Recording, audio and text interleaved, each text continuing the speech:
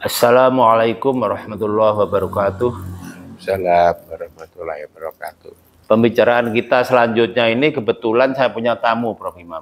Itu dari Portugal. Dia dosen seni lukis. Dan dia selalu mengatakan pada saya bahwa dia lebih bahagia di sini daripada di Eropa. Dia punya rumah di Lisboa, Portugal, dan juga di London. Tapi di sana itu seperti kekeringan spiritual.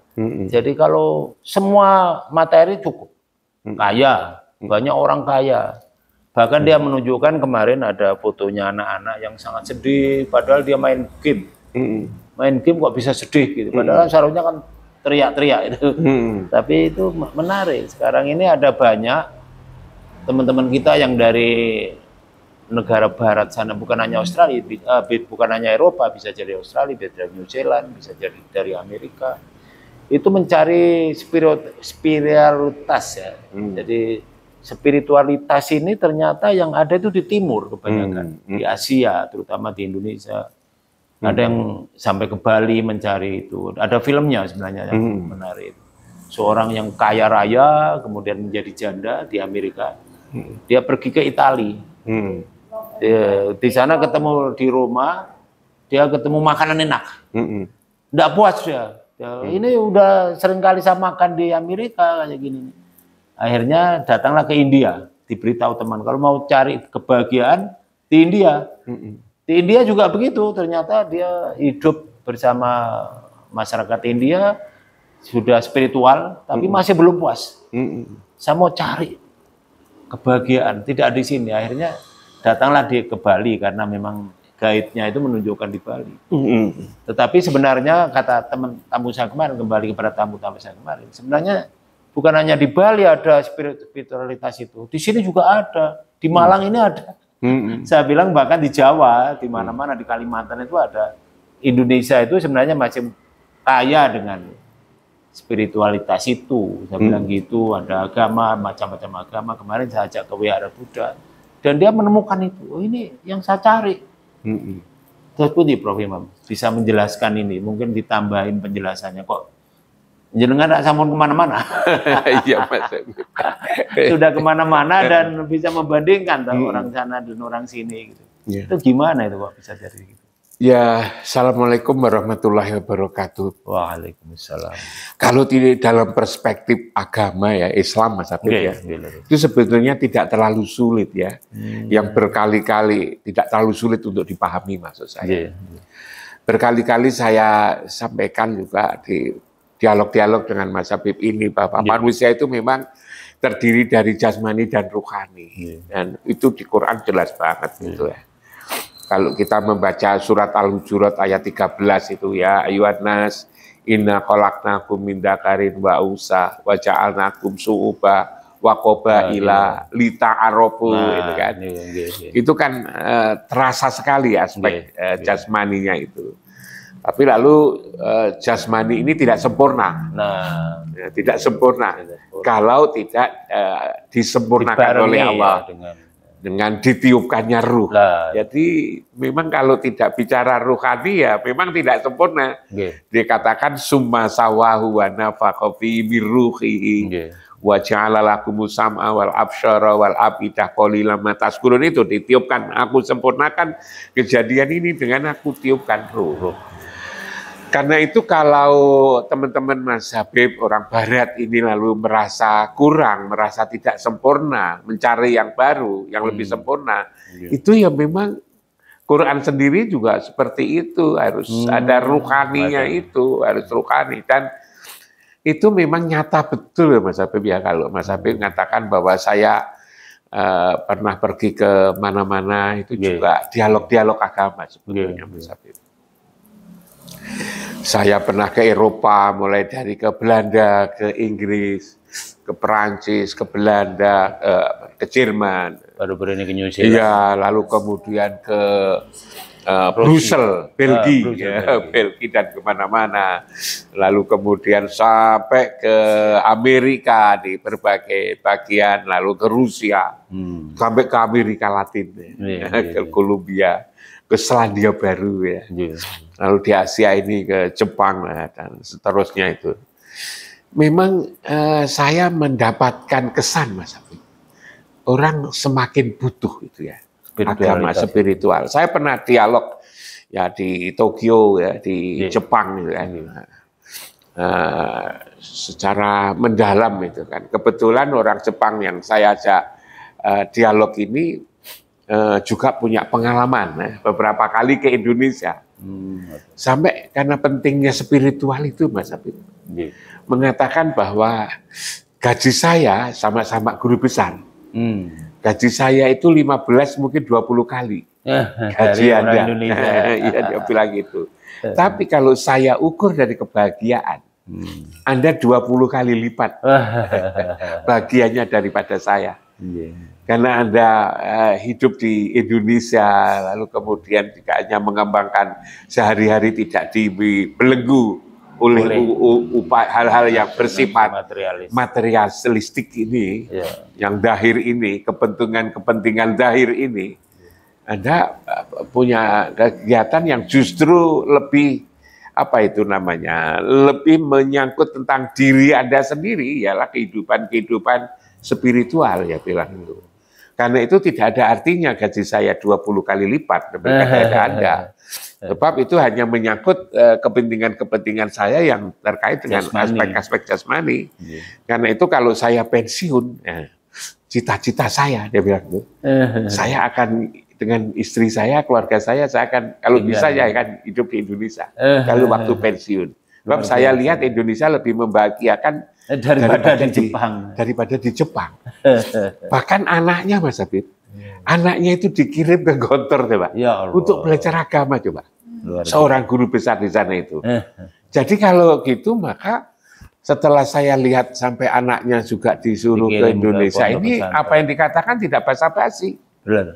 Apa yang dikatakan itu adalah serius menurut saya. Serius sekali. Dan itu banyak Mas Habib dalam perjalanan ya saya menjelaskan dengan kawan-kawan ya di Jakarta itu lalu kemudian mereka bersahadat, sholat, bahkan pernah Mas Habib ya, ini satu pengalaman saja, nggak tahu apakah ini karena kebetulan atau apa itu kan, di New York itu ketemu salah seorang yang pekerjaannya itu seorang pengusaha. Pekerjaan itu sehari-hari karena ekonomi ya, kekayaan sudah melimpah. Luar biasa kekayaan. Itu hanya judi Mas Habib. Hanya judi. Kalau judi itu ya ke Las Vegas, ke Baden-Baden, lalu kemudian ke Atlantic City. Dan kalau kemana-mana untuk judi itu dia pakai jet pribadi Mas Habib. Wow. Nah, itu luar biasa ya. Nah, satu kesempatan itu saya ajak untuk dialog gitu kan. Mula-mula memang menolak Mas Habib. Dia kan menguasai cara mencari data Mas Habib. Dalam waktu yang singkat sekali, saya ditunjukkan data antara negara-negara yang percaya pada agama dan negara-negara yang semakin tidak. Yang semakin kaya itu semakin tidak percaya pada agama. Datanya seperti itu. Negara-negara miskin itulah yang agamanya kuat, ya bilang gitu kan. Ditunjukkan pada saya seperti itu. Lalu kemudian justru dari data itu saya dengan teman-teman itu ngajak berdialog di Mas Habib itu kan. Bahwa yang Anda katakan ini adalah, yang Anda tunjukkan ini adalah hal-hal yang sifatnya fisikly, yang sifatnya adalah zahir, yang itu adalah untuk kepentingan di dunia ini. Dunia saja. Anda percaya enggak bahwa nanti ada kehidupan lagi? Kita mulai dari situ Mas Habib. Ternyata dia percaya. Kalau itu percaya, ada enggak persiapan untuk hidup yang hidup? Dari berbagai dialog ini Mas Habib, dia tertarik dengan Islam itu. Bahkan minta syahadat coba. Dan itu orang dekatnya Donald Trump ya Mas Habib. Orang dekat ya Donald Trump itu di New York ketika itu Mas Habib. Jadi luar biasa. Bahkan lalu kemudian ketika seminggu 10 hari dia bergaul, dia ngomong seperti itu Mas Habib. Itu lalu dia dengan bangganya Saya sekarang sudah menjadi member Islam katanya. Jadi sebagai member. Lalu nanya-nanya tentang mengapa orang kok banyak ke Saudi Arabia, ke Mekah itu kan. Saya beritahu bahwa itu adalah untuk umroh atau haji gitu kan. Itu adalah kewajiban. Harus Muslim itu rukun Islam yang kelima itu tahu tempat itu, berkunjung tempat itu untuk beribadah yang disebut dengan umroh dan haji. Apakah saya bisa? Saya sudah menjadi member, bisa. Waktu itu lalu janjian bulan Maret ya, di Singapura untuk umroh. Nanti kami dengan teman-teman ke Singapura, lalu kemudian tapi terus waktu itu tahun 2020. Waktu itu tahun 19. Waktu Maret yang dijanjikan itu mulai pandemi sehingga lalu gagal. Saya tidak tahu apakah masih kepingin lagi. Tapi saya dari kasus satu ini, orang yang setingkat itu. Gitu kan? Orang yang secara ekonomi yang kayak begitu hebatnya. Orang yang dari sisi pendidikan juga sudah hebat. Orang yang sudah pengalaman dan plus orang yang sehari-hari melakukan apa itu namanya, penyimpangan ya. Judi itu kan penyimpangan. Kalau judi biasanya kan ditambah dengan penyimpangan-penyimpangan yang lain. Itu tertarik kok. Dengan kehidupan tertarik. Hanya lalu kemudian saya berpikir begini Mas Habib. Yang jadi masalah ini mungkin umat Islam sendiri Mas Habib. Kurang umat Islam sendiri itu kok seperti itu gitu kan. Dianggap remeh. Dianggap remeh. Lalu kemudian juga yang namanya agama itu kan diamalkan ya Mas. Leres. Agama itu kan menyentuh hati. Tidak lalu banyak menyentuh otak sebetulnya. Agama itu kan menyentuh rasa. Perasaan. Yang akan diperbaiki itu kan rasa. Leres. Perilaku manusia itu kan berasal dari rasa yang paling dalam ini. Aspek yang paling dalam yang kita sebut rasa, yang disebut nikmat, itulah yang akan diperbaiki, yang dididik ya, mungkin istilahnya itu oleh agama ini.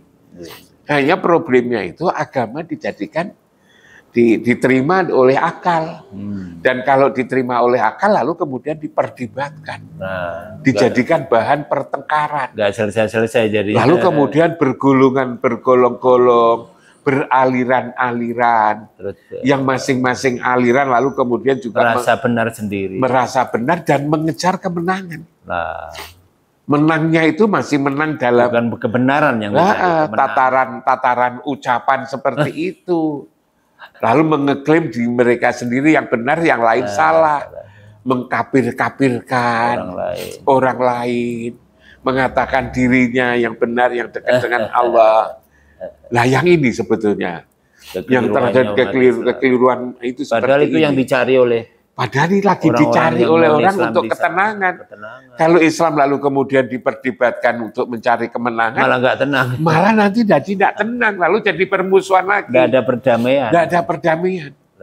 Nah, maka lalu kemudian saya renungkan, gimana ya kira-kira, ya kalau misalnya organisasi-organisasi yang banyak itu kan, aliran-aliran yang banyak, yang sulit untuk disatukan kan sudah tidak mungkin Mas Habib. Kecuali kalau ada orang yang sangat kuat, tapi kan kita harapkan datang orang kuat bisa merangkum semua itu kan juga susah sekali. Gimana kalau lalu kemudian silaturahmi dipahami, bagaimana menyambung hubungan komunikasi antar kelompok-kelompok yang berbeda-beda begini ini, yang sekarang barangkali diisukan dengan apa namanya Islam wasyatiyah itu barangkali ya. Nah, itu yang mungkin Islam moderat itu kayak mungkin yang saya sebut itu ya. Tapi ini pun juga lalu melahirkan perdebatan firqah lagi gitu kan. Nah, gimana lalu kemudian tidak pembicaraan kita kalau soal agama tidak kepada otak ya, tidak alam pikir, tetapi kepada hati. Kepada hati ini barangkali yang bisa saya. Lalu kemudian di timur ini kan di Indonesia kan timur ya, di Asia ini. Lalu kemudian ada kesadaran betapa pentingnya kasih sayang, Pentingnya betapa pentingnya menghargai orang lain. Itu. Kalau dulu saya katakan, saya pernah Mas Habib, problem bersatu ini kan susah. Saya pernah diundang di Al Jami'ah Al Adyan, ya, Universitas Agama-agama di Qum, di Iran, gitu kan, di Iran. Saya kenalkan, gimana ini kok jadi seperti ini, gimana jalan keluar. Saya katakan, bagaimana kita menjadi bersatu, wah kita ini tidak pernah saling ketemu. Nah, bilang gitu kan, maka ta'aruf, saya katakan. Ta'aruf itu penting banget itu. Jadi kalau kita bergaul jangan hanya satu kelompok, tapi juga antar kelompok, antar aliran, tapi lagi gitu. Syukur kalau juga antar bangsa, biar saling kenal mengenal, gitu kan? Ya ayuhan nasina khalaqnakum min dzakarin wa unsa wa ja'alnakum syu'uban wa qabaila li ta'arufu, ta'aruf. Dari ta'aruf inilah maka lalu kemudian bisa kita harapkan untuk saling memahami. Yang penting tafahum. Saling memahami. Nah orang ini sekarang ini kalau tidak ta'aruf kan juga tidak saling paham. Siapa misalnya aliran A, siapa aliran B, aliran C, tidak ngerti persoalannya itu kan.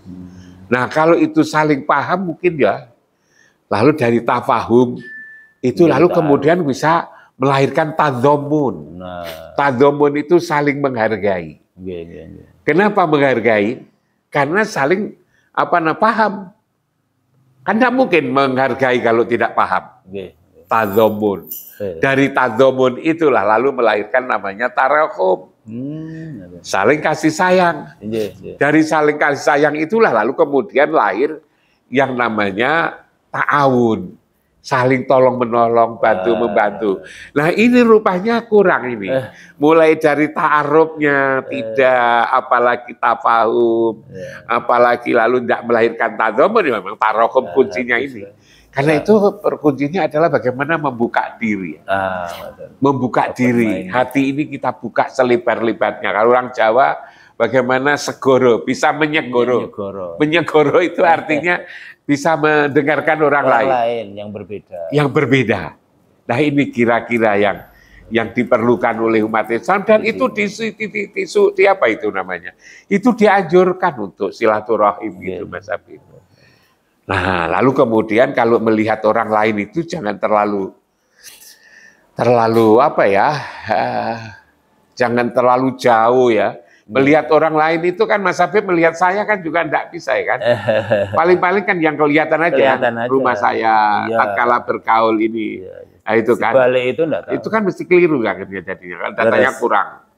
Nah, karena tidak akan bisa ya melihat saya Mas Habib. Saya sebaliknya juga enggak akan bisa melihat Mas Habib. Secara lebih dalam, lebih hakikat, apalagi hakikat enggak bisa. Maka sebetulnya kita ini kalau dalam agama Mas Habib malah justru disuruh melihat diri sendiri. Ya. Hanya lalu kemudian emosi kita, nafsu kita itu kan melihat orang lain. Melupakan diri sendiri. Di dalam Quran dikatakan iqra kitabaka kafa fi nafsikal yaum alaika hasiba. Lihatlah. Bacalah gitu kan. Kita bakal dirimu sendiri suruh baca ya. Kafa binafsika, cukup dirimu sendiri untuk menghitung. Alaika hasiba, untuk menghitungnya. Jadi sehari-hari kita ini sebetulnya disuruh untuk melihat diri sendiri sebetulnya. Dirimu sendiri itu loh. Kalau bahasa Jawanya, kowe iki ora roh kitok. Kon delok kitok ya, Pak. Iya, kon delok kitok lho teladan. Kan itu. Karena kita tidak tahu diri ini, gitu kan. Maka lalu kita tidak pernah lihat diri, akhirnya tidak tahu diri, sukanya melihat orang lain dan melihat orang lain mengoreksi tidak akan benar karena datanya kurang, informasinya kurang. Akhirnya lalu kita tidak lihat apa-apa. Dan tidak lihat apa-apa itulah lalu kemudian sebagai awal daripada konflik. Apa tidak begitu Mas? Nah kalau ini konflik-konflik seperti ini, ya, perselisih, semangat berselisih itu bisa kita kurangi. Bahwa agama itu sebetulnya yang diperbaiki adalah yang ada di dalam dada ini, ruhani ini, akhlak ini, gitu kan. lalu kemudian kita tidak suka bertengkar, berselisih, dan itu tidak ada gunanya, dan kehidupan ini lalu menjadi enak. Apalagi lalu kemudian saya katakan mulai dari ta'aruf dulu, tafahum dulu, tadomun dulu, tarahum, ta'awun, dan itu kita kembangkan. Maka apa yang dikesankan oleh orang Barat tadi? Yang dicari itu ya itu. Yang dicari itu ini saya kira luar biasa. Soalnya. Dan kalau ada orang mengatakan bahwa agama nanti akan bangkit dari timur, termasuk Islam itu adalah tempat kebangkitan. Ya kebangkitan yang dimulai dari orang Barat, lalu kemudian berguru kepada orang Timur. Yang di mereka akan mencari yang sangat dibutuhkan hakiki. Mereka telah sukses dalam bidang sains dan teknologi. Dunia itu seperti kecil. Karena apa? Karena kemana-mana dalam waktu singkat. Ngomong bisa menjangkau seluruh dunia. Iya kan? Maka lalu kemudian masih merasa kurang yang Mas Habib katakan spiritualnya itu. Maka di ini. Tapi kalau misalnya di agama sendiri masih melahirkan perselisihan kayak gini, apalagi ironis, lalu itu lalu jadi ironis. Jadi yang menutupi kebenaran agama itu bukan agamanya, tapi penganut agama itu sendiri. Itu kan. Nah, ini saya kira kita harus cari formula gimana ya carinya caranya.